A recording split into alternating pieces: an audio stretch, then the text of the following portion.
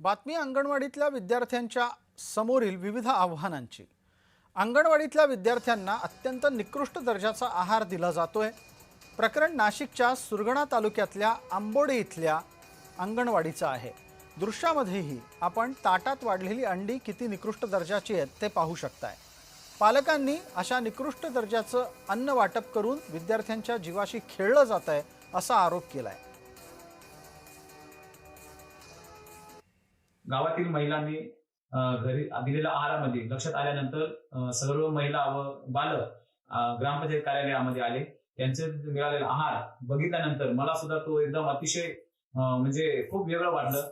त्याच्यानंतर आम्ही सर्व लाभार्थी आणि महिला आम्ही ग्रामपंचायत मधून अंगणवाडी केंद्रामध्ये गेल्यानंतर अंगणवाडी सेविकांना आम्ही विचारलं की बाबा हे अशा पद्धतीचा आहार तुम्ही मुलांना का दिला।